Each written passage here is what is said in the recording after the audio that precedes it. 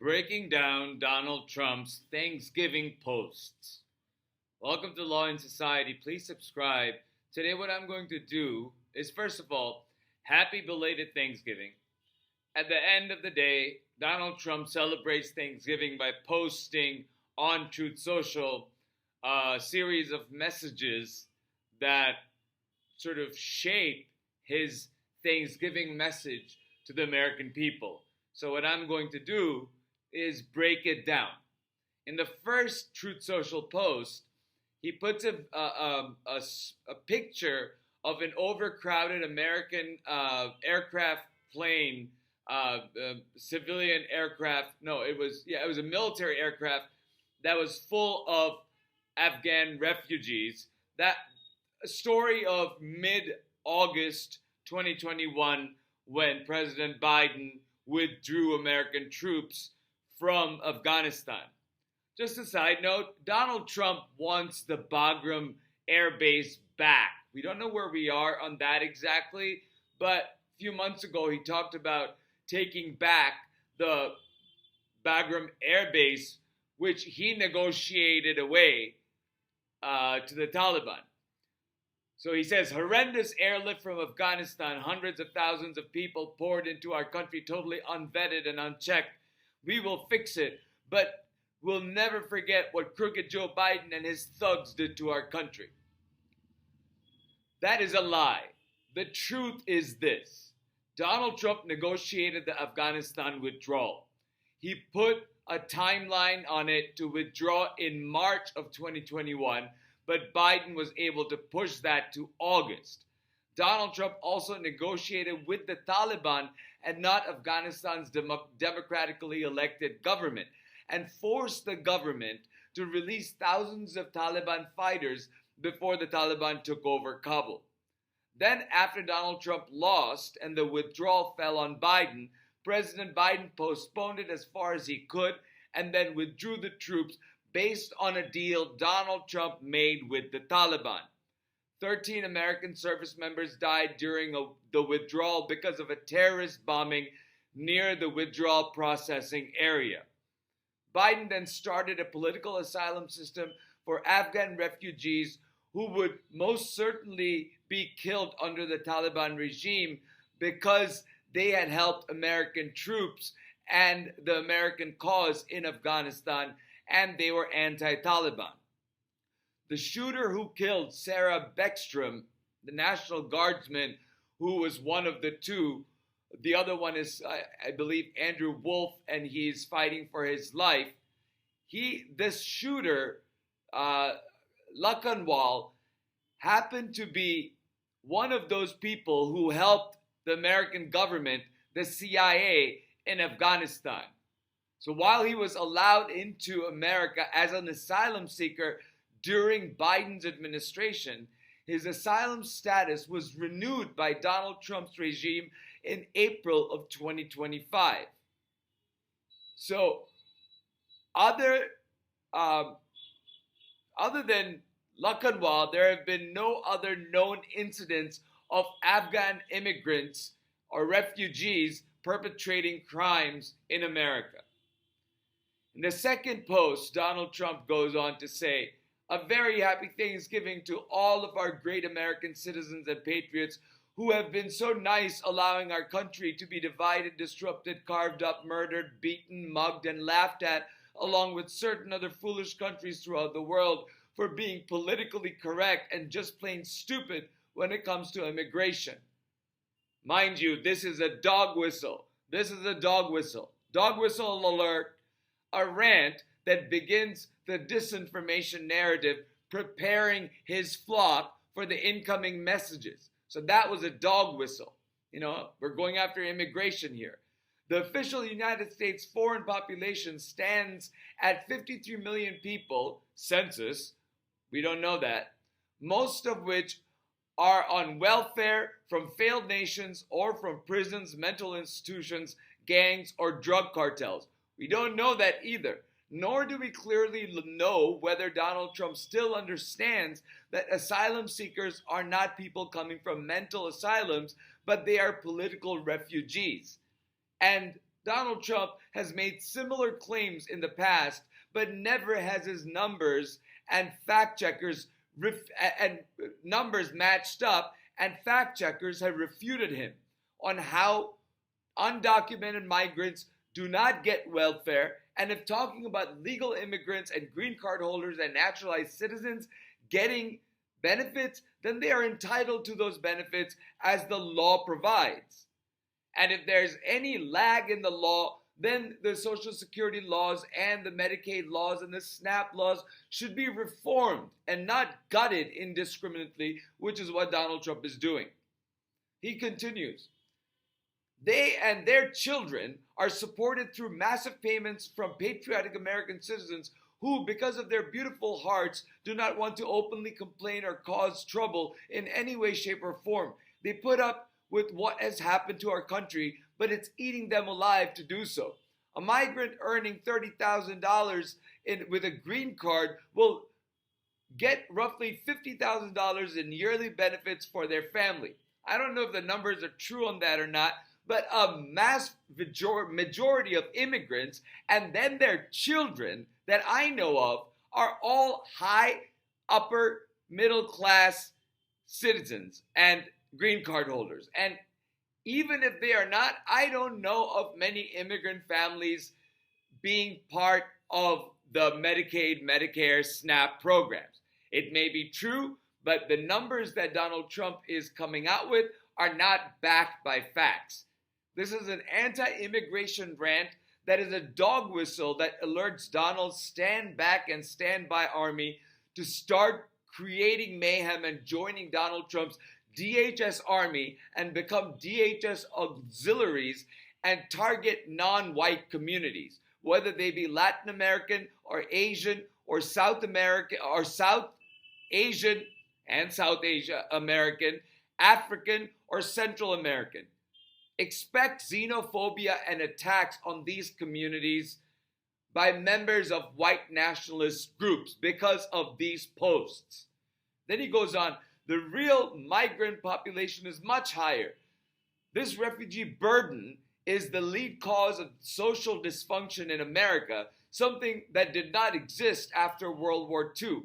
Failed schools, high crimes, urban decay, overcrowded hospitals, housing shortages, and large deficits. These are all things Donald Trump is warning about that's coming because of his domestic policies. Donald Trump here is blaming all of America's problems on immigrants. This echoes of how Hitler blamed all of Germany's problems on Jewish people. Dictators and authoritarians find scapegoats for their failures and attack those scapegoats and vilify them while carrying out their fascist agendas. Remember, over 100 people have been murdered by Donald's current regime between boat attacks and DHS detentions. And remember that experts project that Donald Trump's dismantling of U.S. aid has killed 600,000 people worldwide, most of them children. For somebody like this, who continues to threaten democracy, deprives people of American rights, and sabotages America's economy from within, scapegoating and then targeting vilified population is the natural step before going full fascist. When the economy begins crashing, Donald's authoritarian state will target immigrant communities nationwide. They will go after peaceful protesters and start detaining a lot more undocumented immigrants, legal immigrants, green card holders, and even American citizens. They're already doing it. And in this post, as I will read out to you soon, he goes after naturalized citizens.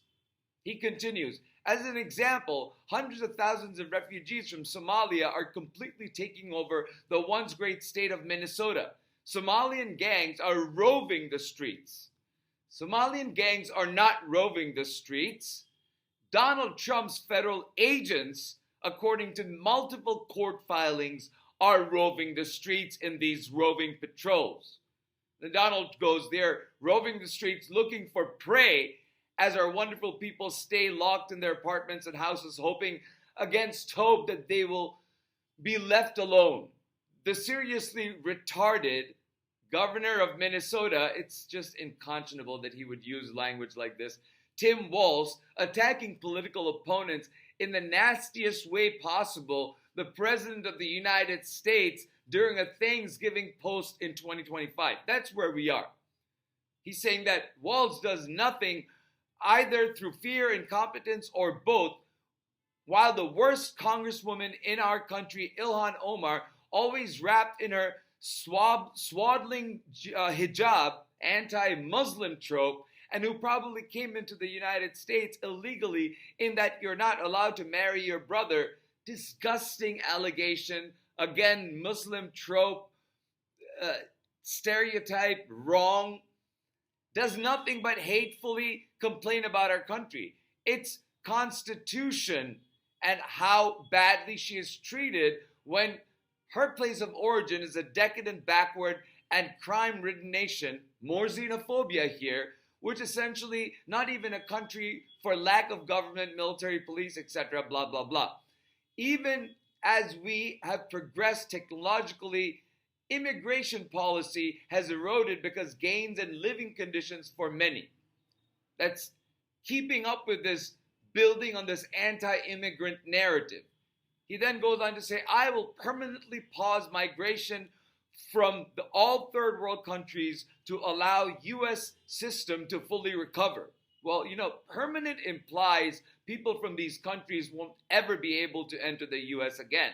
It reeks of echoes of like the Chinese Exclusion Act, Japanese internment, and obviously those were rescinded, but we are again stepping into that economy.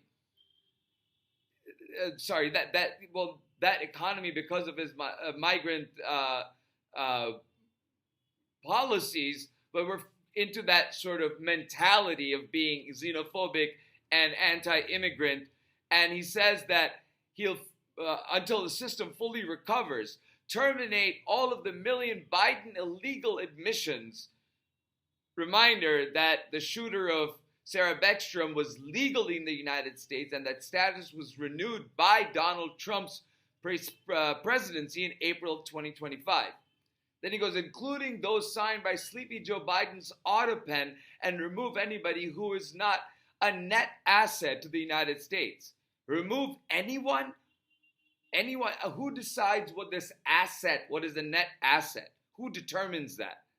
What arbitrary and capricious standard does the government come up with to determine that? Or is incapable of loving our country and end all federal benefits and subsidies to non-citizens of our country. Again, undocumented immigrants don't get benefits, and if they're legally in the U.S. paying into the system, then they should be able to get the benefits that they are owed. And he says, denaturalize migrants who undermine domestic tranquility.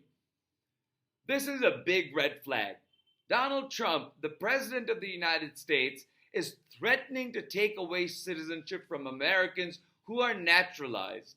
This is by far the most extreme immigration policy that, if implemented, would create so much chaos both in and out of the courts across the country that America would be blinded and distracted from seeing its own crumbling infrastructure, skyrocketing cost of living, and domestic police state. Americans will become fully exhausted and give up on caring about the republic and other people's rights because they'll be worrying about their own well-being, putting food on the table or paying the electric bill or paying medical bills that never go away. And then he says, and deport any foreign national who is a public charge, not sure what that means, security risk, or non-compatible with Western civilization. Expect more of this language in his incoming executive orders, his Western chauvinism coming out, his sexism, as you see with Ilhan Omar coming out, his Islamophobia coming out, his xenophobia coming out, his anti-immigrant policies rearing its head, and we're going to see executive orders that will back this rant up. These goals will be pursued with the aim of achieving a major reduction in illegal and disruptive populations, including those admitted through an unauthorized and illegal auto pen approval process.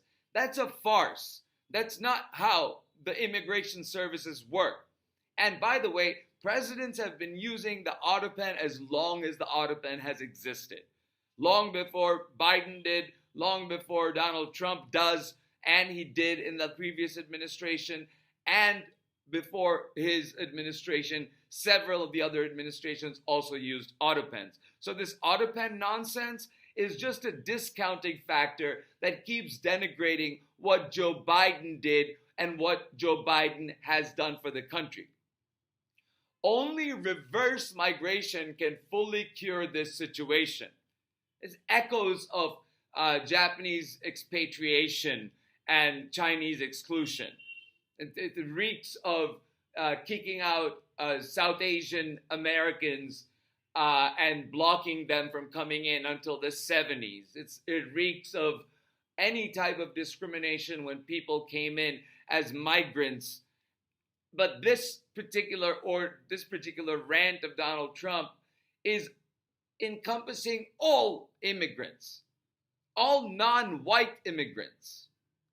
So there's a racial aspect to it for sure.